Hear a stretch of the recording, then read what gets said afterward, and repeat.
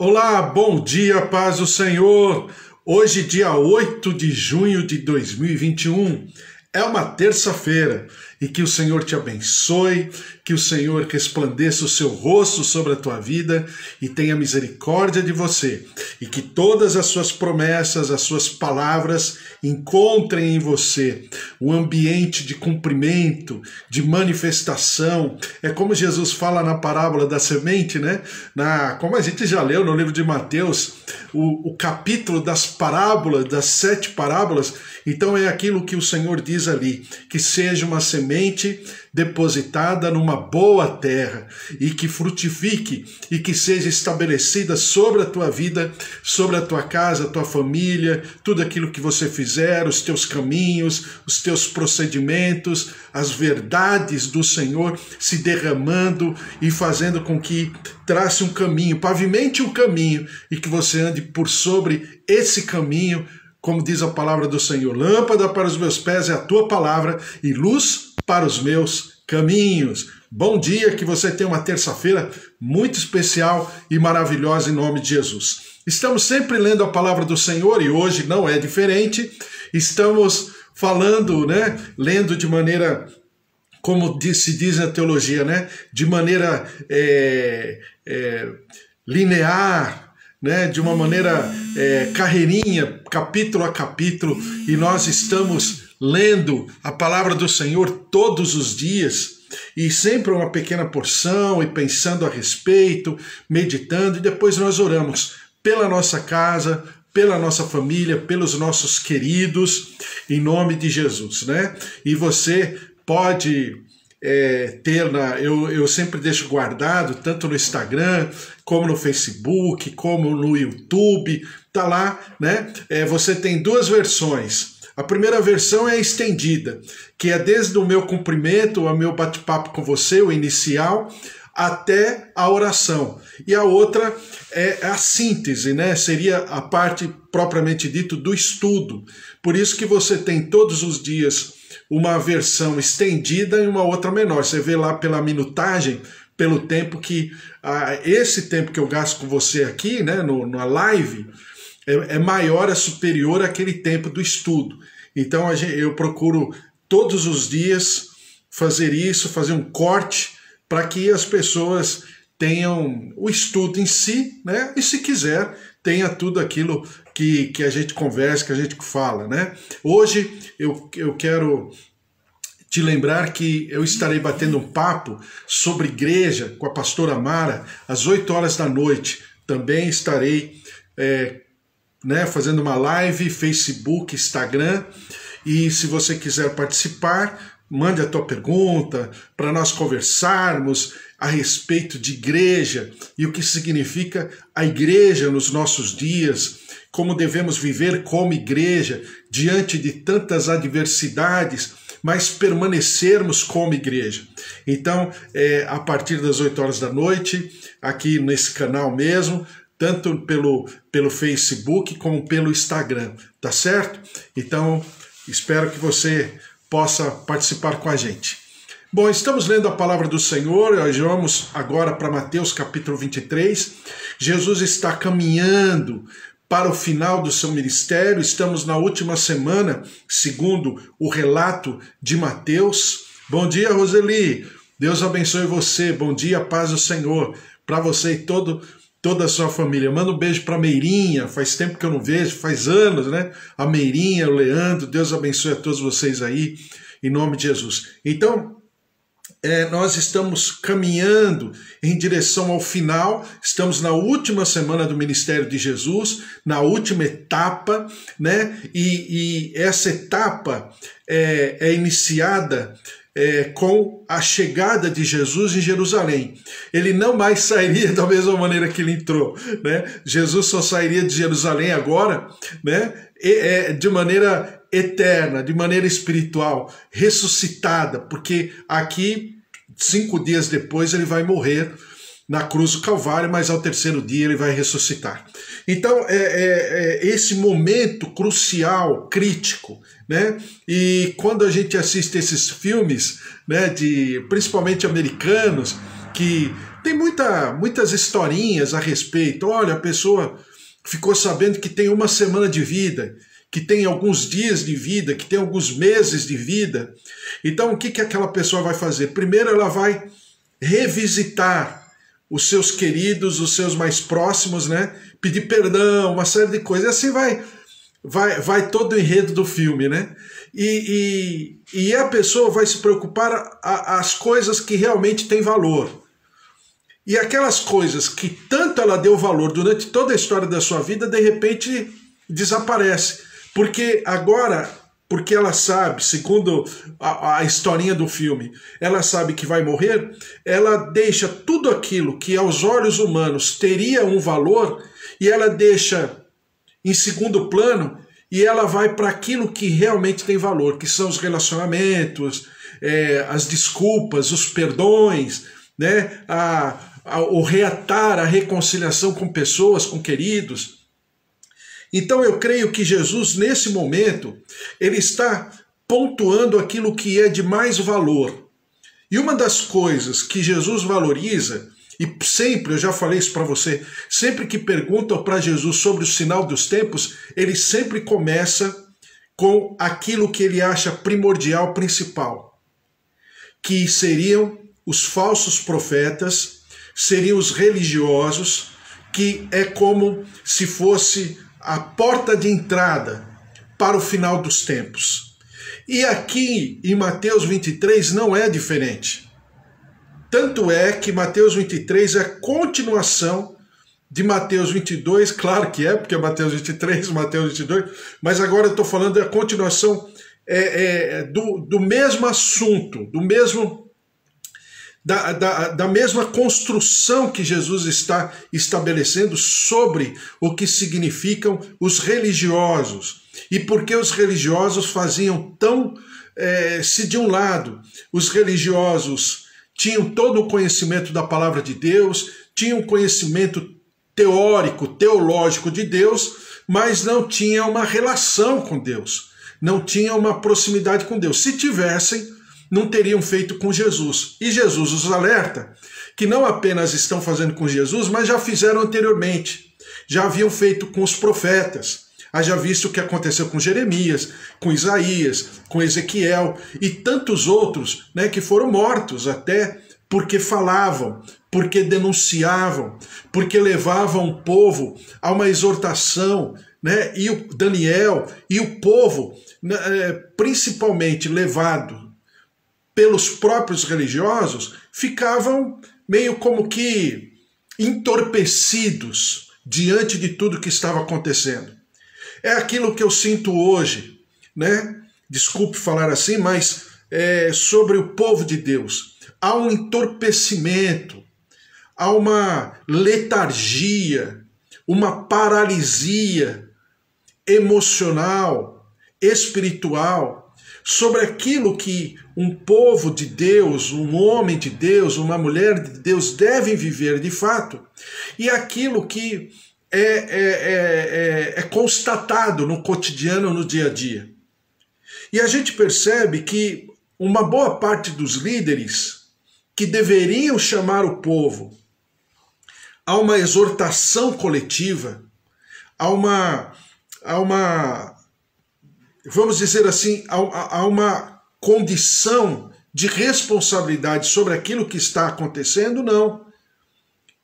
Eles permanecem nas mesmas práticas, no mesmo cotidiano, na mesma liturgia, no mesmo ritual, como se não fosse com eles. Então eu sempre falo para você, e sempre vou falar, de que tudo que, e a gente aprende isso na Bíblia do Senhor, tudo que acontece com o mundo lá fora, quer queiramos ou não, houve sim uma responsabilidade, e sempre haverá uma responsabilidade do povo de Deus. Vamos pegar lá o tempo dos profetas? A gente já passou por isso, né? Os profetas Amós, por exemplo, Oséias, né? Já passamos por Ageu, por Joel. Então o que a gente percebe? A gente percebe que quando, por exemplo, Ageu, vou pegar um texto lá, vou lembrar apenas, eu não vou ler, mas quando você pega o texto em Ageu, por exemplo, você pega lá, olha, o povo está agindo dessa maneira, o Senhor virá com seu juízo, perdão, o Senhor virá com seu juízo, o Senhor virá com a sua justiça, né? Sobre essa situação, o Senhor não está concordando, o Senhor não está gostando do que está vendo. E aí ele diz o quê? Olha, faltará chuva, faltará agricultura, faltará terra saudável, faltará trabalhadores nessa obra, nessa colheita, nessa lavoura. A chuva será alterada no seu curso natural. E quando você percebe que a natureza será alterada por causa da desobediência do povo, a Bíblia diz literalmente, está escrito, não é nenhuma revelação, está lá escrito, que todos irão sentir, tanto o povo de Deus, como também aqueles do lado de fora. Mas a responsabilidade foi de quem?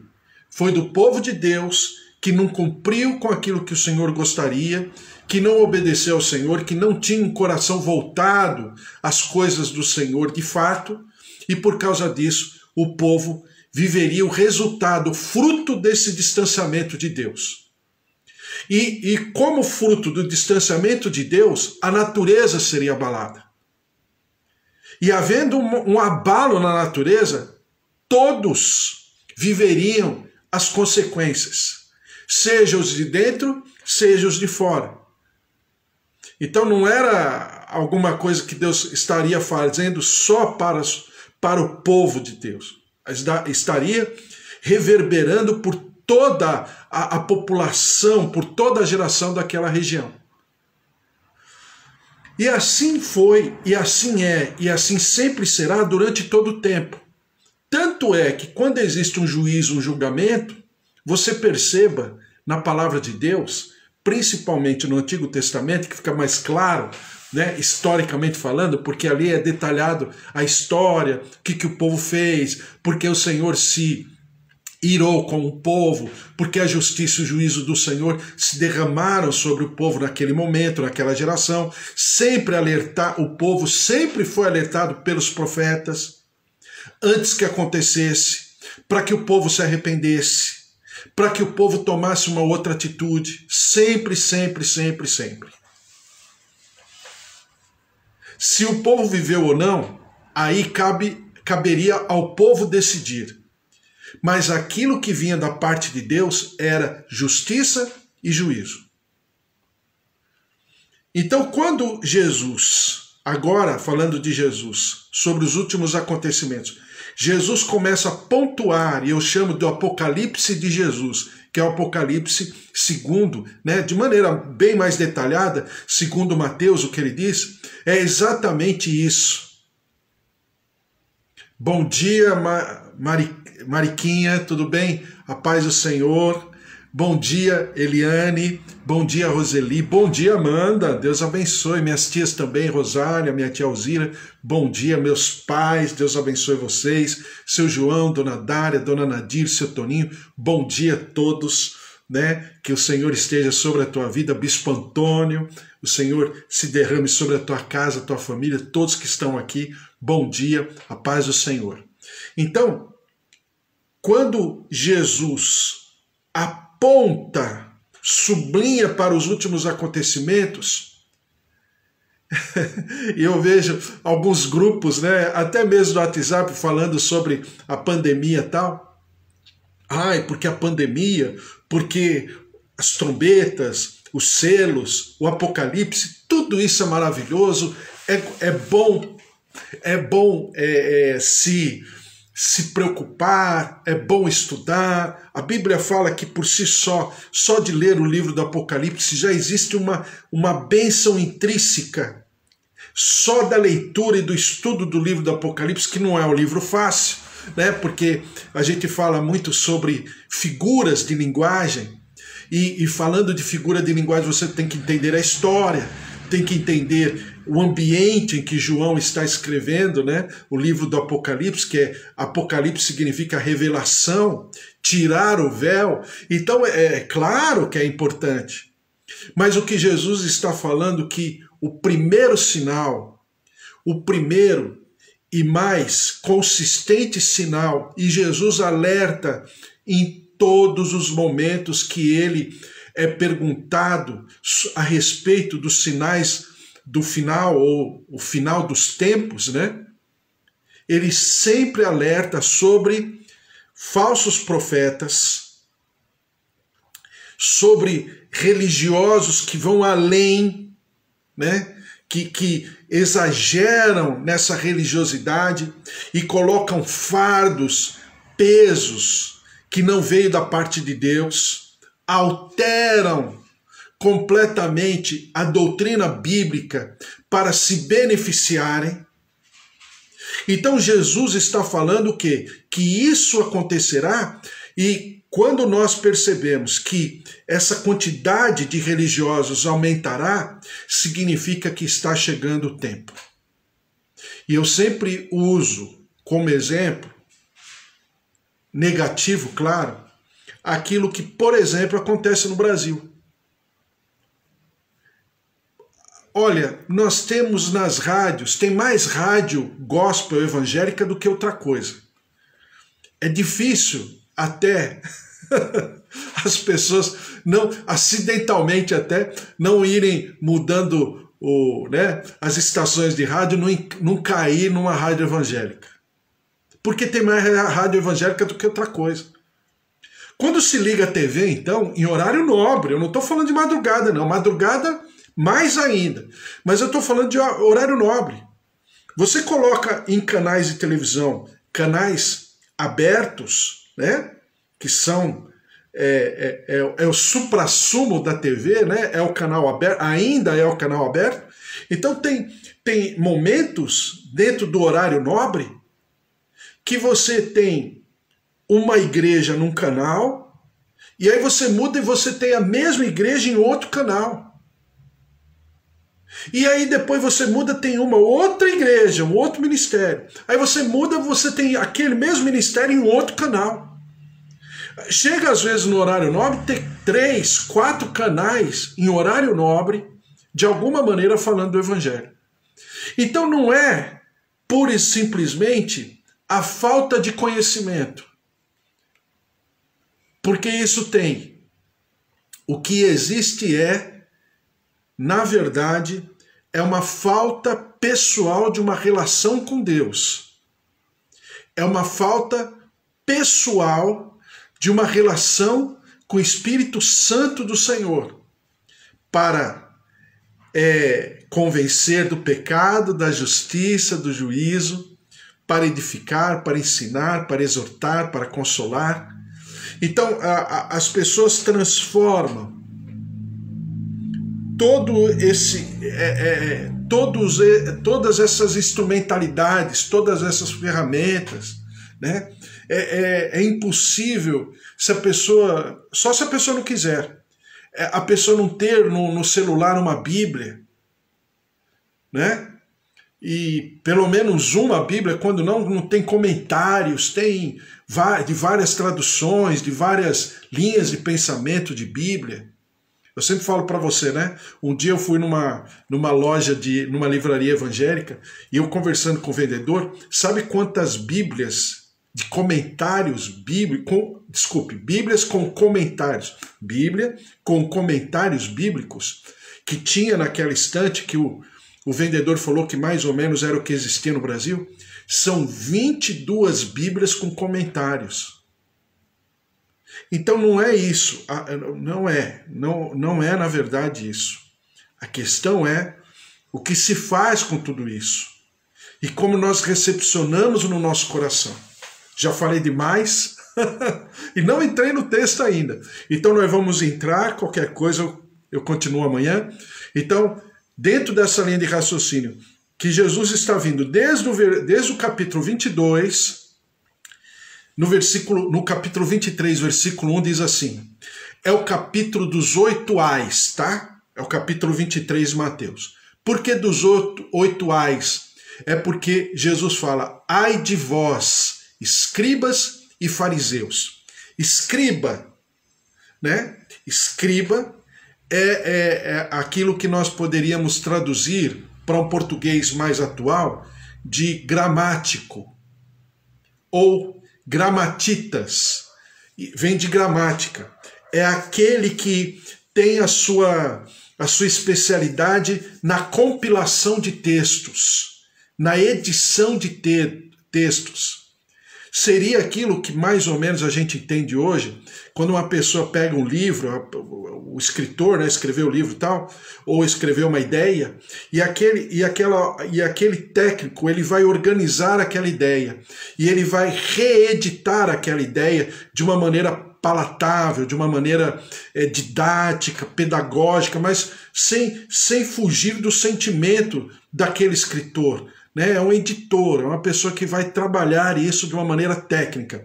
Era exatamente os escribas.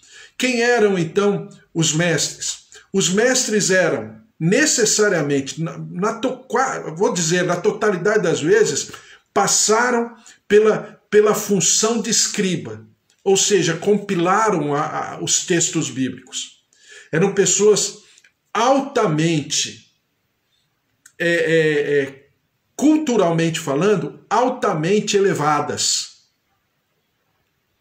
Já o mestre, ou né, o rabi, ou rabino, ou rabone, mestre, era aquele que não apenas compilava, mas era alguém que tinha a capacidade de interpretar a lei, de conversar sobre a lei e com isso criar discípulos. Eram pessoas, vamos dizer assim, que eram as próprias escolas. Se fosse no dia de hoje, a gente poderia chamar de um mestre, de alguém que cuidava de uma escola, de uma faculdade, uma pessoa altamente letrada, altamente competente na palavra de Deus, na Torá, na Bíblia, no Talmud, né, que é o comentário, a interpretação bíblica de muitos rabinos, também na mitzvah, que era, ou mitzvah, que era algo que era um comentário técnico sobre a palavra do Senhor, principalmente sobre a lei de Moisés. Eram pessoas, daí chamarem de doutores, mestres da lei, eles eram mesmo. Mas a questão toda é que com o passar do tempo eles foram interpretando, e de interpretação em interpretação, eles foram rebuscando a própria lei. Eles foram acrescentando a lei. E esses acréscimos foram tão grandes que passou a ser impossível cumprir a lei. A lei por si só já é impossível, como Paulo diz. Tanto é impossível que a palavra do Senhor fala que a lei não é para a gente cumprir. A lei é mostrada na palavra para a gente saber que a gente não consegue cumprir.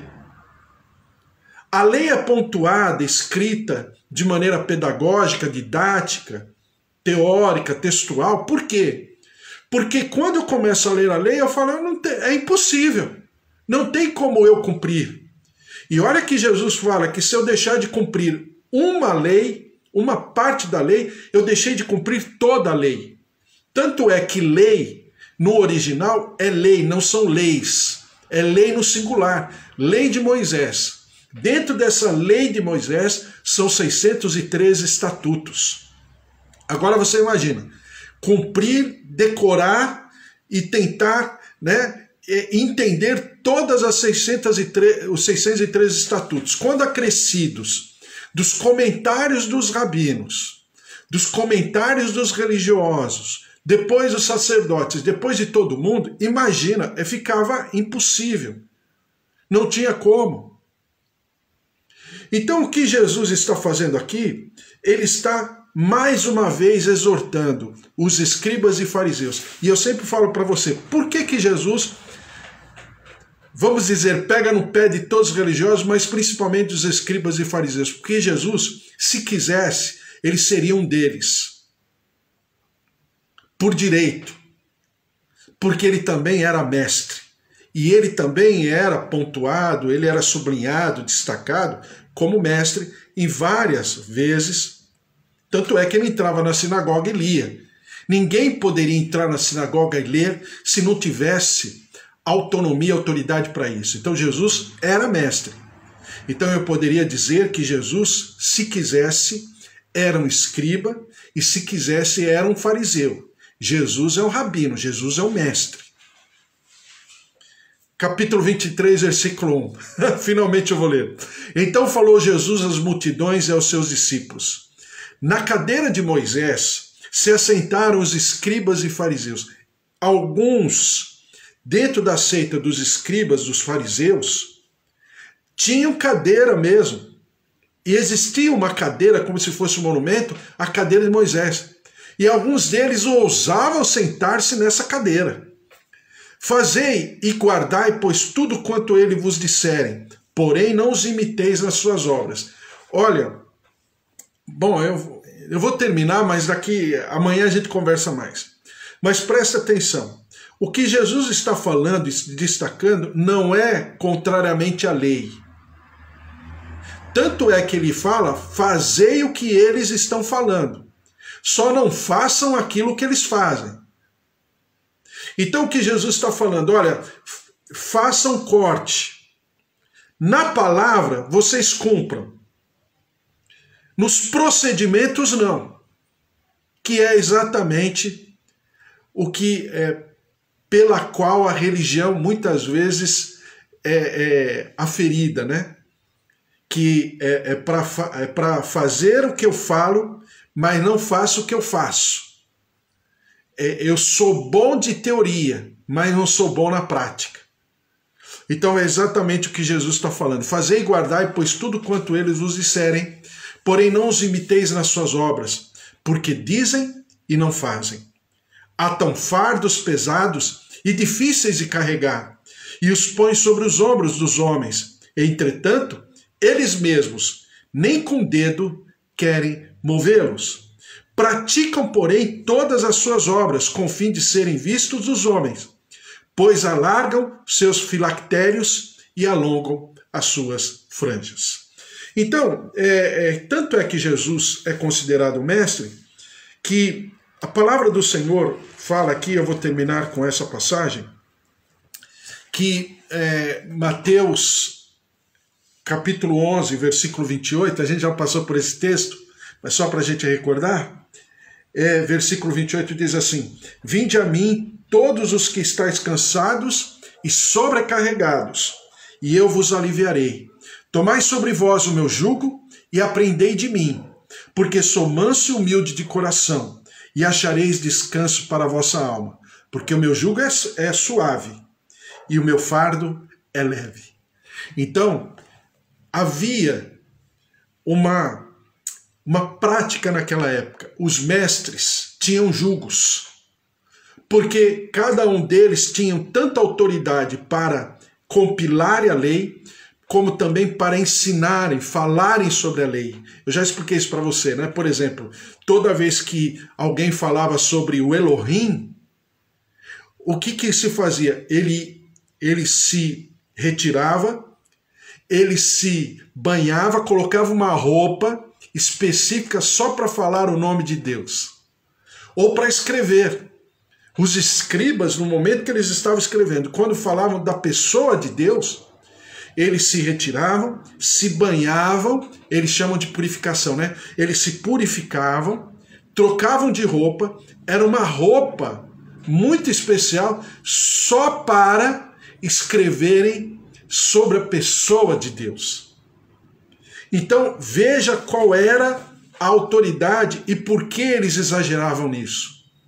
Mas quando Jesus, que também era rabino, que também era mestre, ele fala assim, tomai de mim, que sou humilde de coração, sou manso de coração. Por quê? Porque o jugo de Jesus era diferente. E você tinha as várias escolas de jugo. Por exemplo, um fariseu falava, olha, é pecado no Shabá passar de 3 quilômetros. Porque na maioria das vezes, da sua casa até o templo, era 3 quilômetros. Então os seus discípulos ficavam ao redor da casa do fariseu até o Shabá, para que no Shabá eles fossem até o templo nas suas práticas litúrgicas, né? Nos seus rituais. Então não era pecado, porque era a casa do fariseu, tinha 3 quilômetros. O outro era 5, o outro era 3, o outro era 2. Então o que era pecado? Pecado era trabalhar no Shabá. Mas quando o fariseu interpretava que não era pecado a distância entre a sua casa e o templo, então não era pecado. Entenderam? Então era bem assim que funcionava. Então quando Jesus diz assim, tomai de mim, porque o meu jugo é suave, ou seja, o meu fardo, o meu peso é suave. Eu não sou pesado para vocês. Jesus está nos convidando a sermos seus discípulos, porque ele diz aqui, vinde a mim, vós que estáis cansados e sobrecarregados, tomai sobre vós o meu jugo e aprendei de mim, porque sou manso e humilde de coração, e achareis descanso para a vossa alma, porque o meu jugo é suave e o meu fardo é leve. Glória a Deus, esse é o nosso mestre, esse é o nosso Senhor, esse é o nosso eterno libertador, e esse jugo, seu jugo, é leve e suave. Então ele está falando assim, olha, troquem de escola, mudem de didática, mudem de mestre, venham para mim, venham para minha escola, venham para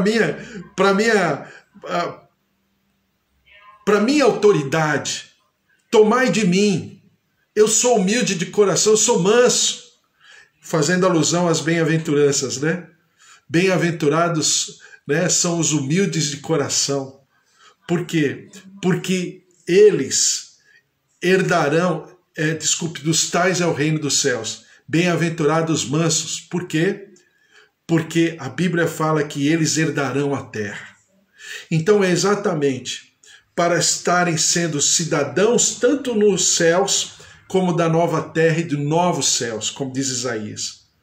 Então Jesus está agora se oferecendo. Que mestre é esse? Que fala, pode vir, pode aprender comigo, venha me imitar, venha fazer como eu faço, porque o meu fardo é leve e o meu jugo é suave. Amém? Glória a Deus. Vamos orar e colocar tudo isso diante do Senhor, porque a palavra de Deus sempre é maravilhosa.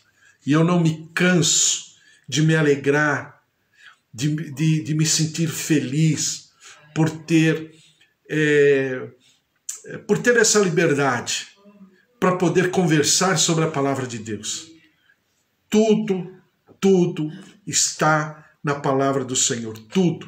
E se eu não souber alguma coisa que não esteja, é porque não me foi revelado, é porque eu não sei. Mas que está na palavra, está.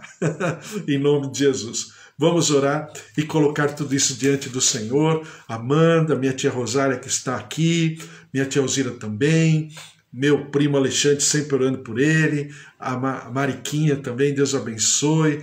Todos que estão aqui, a presença, a palavra, o poder, o mover do Senhor, Bispo Antônio, sua família, João, Roseli, Ângela, vamos orar, colocar tudo isso diante do Senhor, porque o nosso mestre é maravilhoso. Que mestre é esse, né? Peço oração por meu vizinho que foi criado aqui em casa, está entubado, o nome dele é Anderson, tá bom? Vamos clamar pelo Anderson. E também aproveitando, vou pegar aqui a minha relaçãozinha de oração e também meus pedidos de oração que estão aqui, no meu caderno que também está aqui do meu lado, e vamos orar em nome de Jesus. Tenho uma filha, né? Então vamos orar também por toda essa situação. São queridos nossos que estão passando pela Covid, como a Eva também está pedindo pelo Luiz Fernando, né? Tem uma menininha, tem o Noah, um bebezinho que nasceu esses dias, está passando pela Covid, a família está muito apreensiva, né? E todos os nossos familiares, nossos queridos que passam por esse momento também, estamos colocando tudo diante do Senhor. Vamos orar, que você esteja orando pela tua casa, pela tua família, simbolicamente aí, né, impondo as suas mãos, colocando as suas mãos aí, simbolicamente, por carinho, claro, não há nada místico nisso, mas as fotos, vamos orar, colocar tudo diante do altar do Senhor, em nome de Jesus.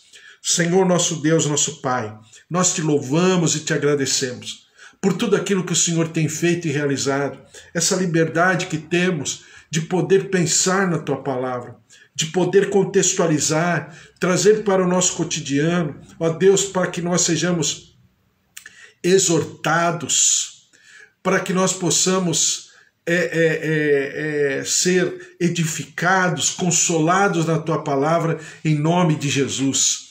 Oração pela Meire e pelo Leandro, claro, a Meirinha e o Leandro, Deus abençoe. Vamos orar, Senhor, os nossos familiares, conforme pede aqui a Mariquém, que está pedindo pelas famílias enlutadas, tua graça, tua glória, se derramando sobre cada um de nós.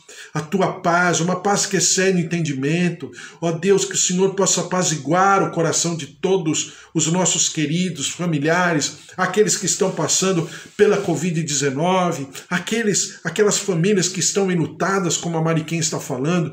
Tua graça, tua presença, o teu poder se derramando sobre cada um de nós. Ó Deus, nossos queridos, nossos idosos, nossos avós, nossos tios, nossos pais, filhos, netos, sobrinhos, o marido, a esposa, Senhor Deus de poder, genros, noras, Senhor, derrama-te com a tua cura, com a tua saúde, visitando, como a Eva tem pedido pela Cristina, que vai passar por uma intervenção cirúrgica, delicada. O Senhor esteja cuidando, guardando, protegendo, abençoando Vitor, Silene, Rogério, Cíntia, a dona Ana Maria e a Ema, que pedem sempre pela sua casa, pela sua família, pelos netos, pelo imóvel em Rude Ramos, também a dona Tereza, o Ricardo, a Leide, Brenda, Breno, Santiago, que pedem, Senhor, pela sua vida profissional, vida financeira, material, suas famílias, Solange, Belinha, Murilo, Roberta, Pérola, Dominique, Lucas, Vanus, Eduardo, Enzo, Maria Eduarda, por questões profissionais, financeiras, materiais e saúde, tua graça visitando, guardando, protegendo, pastora Júlia, Renan, Adivaldo, Mário, Paulo, Eric, Gabriel, o pastor Douglas, a Angélica, Cris e também a família da Cris, toda a família Sacal e também Magmar, João Paulo, Rafa, Mariana, Abraão, Irene Curcelli, também Janaína, Nair Salles, Odair, Clarissa, Senhor, os nossos queridos, colocamos todos diante do teu altar, visita, cura, renova, restaura, e nós daremos sempre ao Senhor todo louvor, toda honra e toda glória. Por isso, ó Deus, vem com teu mover, visita órgãos, fígado, rins, pâncreas, circulação sanguínea, taxas, tireoide, olhos, ouvidos, células, recebam a vida, recebam o mover de Deus, as águas curadoras que descem do limiar do templo, se derramando abundantemente, curando, renovando, ressuscitando, restituindo, reconstruindo, e nós daremos sempre ao Senhor todo louvor, toda honra e toda glória. Derrama-te, ó Deus, sobre os nossos queridos, sobre as nossas famílias, sobre todos aqueles, ó Deus, que nós temos como pessoas que são próximas de nós e que nós queremos o seu bem, seja na área financeira, na área material, profissional, também na saúde, protegidos, guardados, preservados, em nome de Jesus. Eu coloco também o nosso Brasil, nós todos colocamos, o nosso país, o nosso povo brasileiro, essa situação e que dizem os técnicos, essa possível terceira onda, Senhor, tem misericórdia. Nós repreendemos essa infecção, repreendemos, ó Deus, a inflamação, as enfermidades, a maldição da terra, em nome de Jesus, e ao mesmo tempo perdoa-nos no nosso pecado, na nossa transgressão, sara a nossa terra, vem com a tua misericórdia e nós daremos sempre ao Senhor todo louvor, toda honra e toda glória. Derrama-te, ó Deus, sobre essa terça-feira, tudo aquilo que nós fizemos, por onde estivermos, o Senhor nos abençoe, o Senhor nos guarde, o Senhor nos proteja, o Senhor traga do teu suprimento, das tuas estratégias. Ó Deus, o Senhor abra um caminho, ó Deus, pavimenta o caminho de sucesso, de prosperidade, de realização, e nós daremos sempre ao Senhor todo louvor, toda honra e toda glória, em nome de Jesus. Amém. Amém? Glória a Deus, que o amor de Deus Pai Todo-Poderoso, que fez o céu e a terra, a vida vitoriosa em Jesus Cristo e as consolações do Espírito Santo da promessa esteja sobre a tua vida, a tua casa, a tua família, os teus queridos, em nome de Jesus. E nunca te falte nem coisa grande nem pequena, mas que em tudo o Senhor lhe dê dupla honra, porque se Deus é por nós, quem será contra nós? Se o Senhor é o nosso pastor, claro, nada nos faltará. A bênção do Senhor esteja sobre todos. Até amanhã. Hoje excepcionalmente, 8 horas da noite, estarei aqui, entrando novamente para a gente conversar sobre igreja. Deus abençoe. Se possível, esteja comigo, será uma grande bênção. Um beijo para você, até mais tarde às 8 horas. E amanhã, quarta-feira, estarei de volta às 10 horas da manhã. Um beijo, fica na paz. Te amo, Jesus, também, Roseli. Deus abençoe, viu? Toda a tua casa, a tua família, filhos, netos. O Senhor abençoe a todos vocês aí. Beijo, fiquem na paz. Tchau, tchau.